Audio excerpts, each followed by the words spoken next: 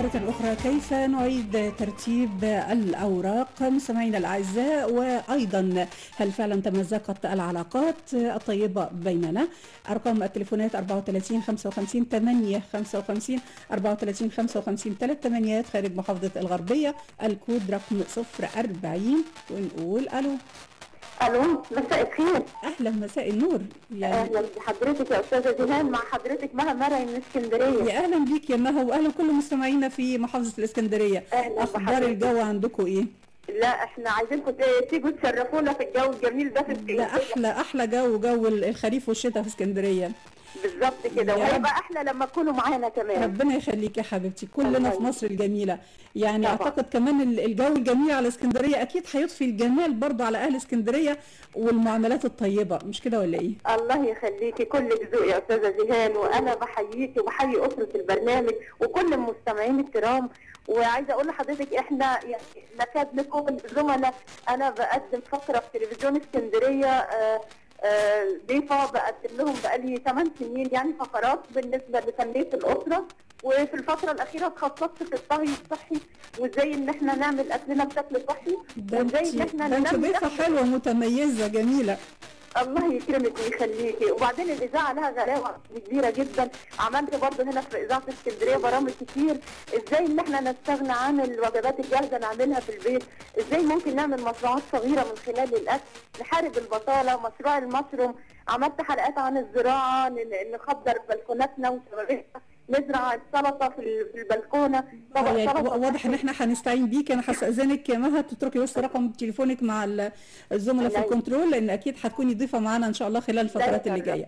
طيب طالما اتكلمتي عن الاكل، انا بس عايزه اقول حاجه. يعني بيقال دايما ان الاكل له علاقه بالعنف وبالشده اللي بتحدث عند البعض لما يكون في نقص فيتامين معين، مش كده ولا ايه؟ مظبوط، كلامك مظبوط 100%. يعني احنا بنلاقي النهارده نسبة العنف انتشرت جدا بين الأطفال.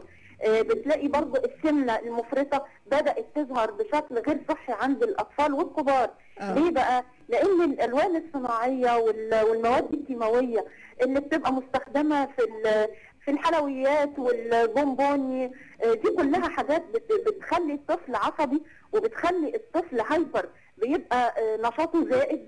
وتشتكي الامهات ان الطفل ما عادش زي زمان، ما عادش بالهدوء، ما عادش بيقبل مثلا على طبق السلطه الخضراء، الخضروات الطازجه، الفاكهه.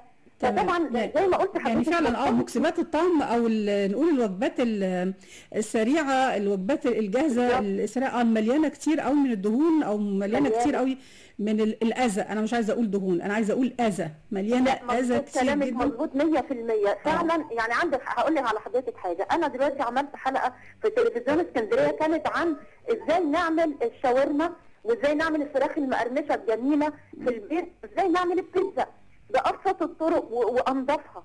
إيه رأي حضرتك إن الحاجات دي لما تجيبيها جاهزة، أولاً مليانة مكسبات طعم ولون ورائحة وكيماويات، ما هياش النكهة. يعني مثلا خلينا نقول مثلا بطاطس الشيبس، لما بتجيبيها حضرتك مثلا بنكهة الجبنة، لا هي ما فيهاش جبنة، دي مواد بتستورد من الخارج بتدي النكهة. اقول لك على حاجه يا مها، انا لغايه النهارده يعني اذا حد يعني عزم عليا بحاجه من الحاجات دي، يعني اكد لك يعني حقيقي انا لو خدت واحده بس على استحياء انا ما بحسش بطعمها، بحس انها حاجه غريبه جدا. طيب انا هاكد معاكي طبعا الكلام، لان اي نقص في المواد الغذائيه، وخصوصا يعني على ما اتذكر المواد الخاصه بالزنك او فيتامين بي او الحديد او المغنيسيوم، دي كلها بتؤدي الى اعراض عدوانيه.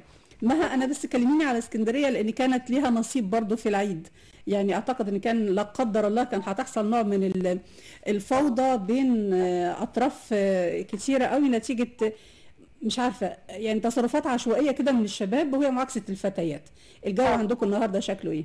لا والله النهارده الجو بقى اكثر هدوءا والامور كلها مستقره. بس انا نفسي اوجه كلمه لاهل اسكندريه والاهل جميع محافظاتنا في مصرنا الحبيبه. احنا مقبلين على انتخابات، والانتخابات دي عايزه مننا كل واحد يتقي الله في الصوت اللي هيديه للناخب بتاعه. او يعني انا عايزه اقول ان من فضلكم اللي ما يعرفش ما ينتخبش. يعني لازم اتحرى بدقه، لان صوتي امانه. وبعدين الفتنه اللي ممكن تحصل بين المسلمين والمسيحيين، احنا كلنا لازم نبقى واعيين ان دي ايدي خارجيه. احنا كلنا شعب واحد مسلم ومسيحي، كلنا بناكل من طبق واحد، كلنا لينا نفس المشاعر. في الثوره كنا بننزل، ما كانش في فرق بين مسلم ومسيحي، كنت بنزل انا وبناتي الاثنين في الثوره، وكنا بنصلي، وكنا اخواتنا المسيحيين بيحمونا. مها انا ازعل قوي من كلمه كنا لغايه النهارده، صدقيني والله لغايه النهارده الحمد لله، وهتفضل يعني لاخر لحظه في حياتنا. لكن كلمه كنا دي صعبه وهتفرح فينا اللي قصدينها. لا انا هقول لك على حاجه، انا اقصد كنا يعني ايه؟ يعني اذا كنا لسه من كام شهر كنا بهذا الحب وهذا الانصهار، كلنا منصهرين مع بعض، فاحنا مش في 9 شهور هنتقلب 180 درجه. يعني انا اقصد اقول احنا مترسخه فينا من يوم ما فتحنا عينينا في الدنيا. جارتي جورجيت وخديجه وعيشه، كلنا كنا مع بعض اسره واحده. انا باكد على كلامك، عايزه اقول حاجه ممكن تكون جارتك انت عارفاها. انا عايزه اقول لك موقف حصل في ايام العيد، وكلنا كنا نازلين نشتري لبس العيد. يعني حقيقي والله اللي كانت بتشتري معانا بنوته مسيحيه بتجهز لبسها ان شاء الله، ربنا يسعدها ويسعد الجميع كل بناتنا. يعني كانت بتشتري اللبس وطلبت من بنتي ومني انا كمان ان احنا نختار معاها اللبس. انا لا اعرفها ولا اعرف اسمها ولا اي حاجه. الله على الروح الجميله. قعدنا ننقي مع بعض، وده حلو وده جميل، واخترنا لها لبسها. ربنا يسعدها ويسعد الكل يا رب. انا بشكرك الروح الواحده بقى، الروح الواحده هي بتاخد رايك في الحاجات اللي بتشتريها، وانت نازله تجيبي لبس البيت العيد لبنتك. يعني ادي الروح اللي بينا. تمام. هي بنتي وهي بنتي بنتها، ما فيش اي فرق. ما انا بشكرك جدا. انا بس هنتظر منك الاسبوع اللي جاي ان شاء الله، عايزاكي تقدمي لنا وجبه متكامله، لان احنا هنحتفل بحبات قلوبنا عيد الطفوله، فوجبه كده متكامله لاطفالنا ان شاء الله. يسعدني ويشرفني وتحت امركم اي حاجه. اشكرك حبيبتي، كل التحيات لكل مستمعينا في اسكندريه. اشكرك يا استاذه زيان، اشكر واحيي المذيعه الرقيقه زيان العدمي، واشكر الاستاذ محمد عبد الرسول المخرج، والاستاذ محمد ابو سادي مهندس الاستوديو، لان انتوا فريق عمل اسعدتونا، وبالنيابه عن اهل اسكندريه صباحكم ربنا بكل خير وسعاده. ربنا يسعد كل محافظاتنا واهل مصر كلهم. شكرا ليك حبيبتي، مع الف سلامه. الله يحفظك، مع السلامه.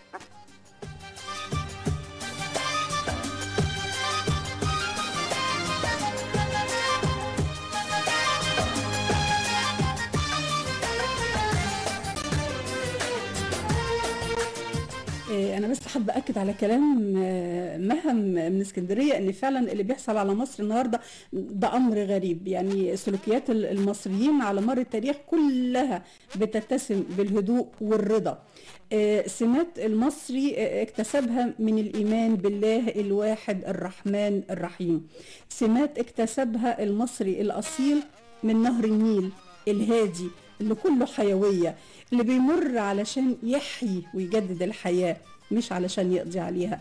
المصري هو صاحب السلوكيات الشهامة والجدعنة، لكن في وقت الشدة.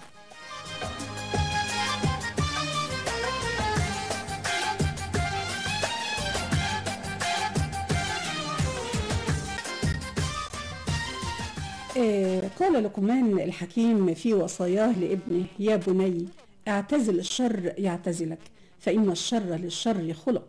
يا بني بئرا شربت منه لا ترمي فيه حجرا. يا بني إنه من يرحم يرحم، ومن يصمت يسلم، ومن يقل الخير يغنم، ومن لا يملك لسانه يندم. يا بني اثنتان لا تذكرهما أبدا: